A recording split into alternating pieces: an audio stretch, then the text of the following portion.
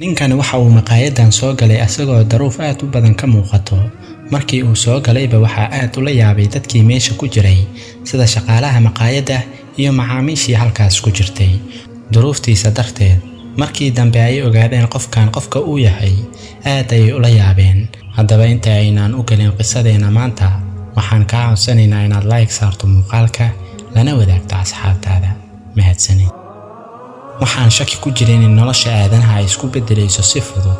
daqiiqado yar gudahood waxaad arkaysaa qof daqiiqad ka hor taajir ahaa in yar kadibna faqiir noqday. waxaad arkaysaa qof daqiiqado yar ka hor faqiir ahaa isla markaana daqiiqado yar kadibna uu taajir noqday. aan u galno qisadeena maanta. gabadhan waa Maria, waxayna ka shaqaysaa mid ka mid ah maqaayadaha ku yaala gobolka Texas ee dalka Mareykanka. waxaa albaabka maqaayada soo galay nin ay ka muuqato diif iyo daal aad u badan, sidoo kale aadna u gaajaysan. duruufta wajigiisa ka muuqata darteed ayaa waxa aad u la yaabay dadkii meeshaas fadhiyay.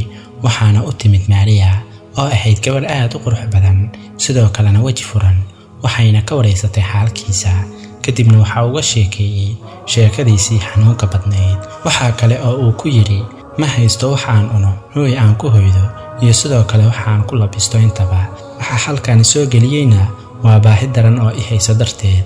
waxaan u baahanahay inaad i caawisid oo aad i siisid cunto aan ku dharko. Maria aad ayay ula murugootay xaalka ninkaasi iyo sida dareenka leh ugu hadlay. intaas kadib waxa ay ku tiri dalba wax kasta oo aad u baahan tahay, xisaabtan ha ka welwelin, aniga ayaa ka bixinayo.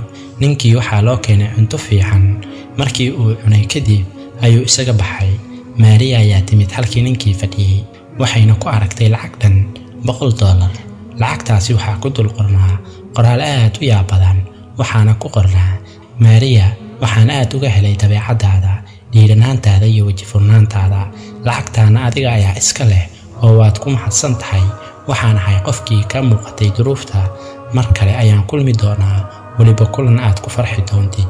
maalinkii labaad ayaa Maria looga wacay xafiiska guud ee looga arrimiyo maqaayada.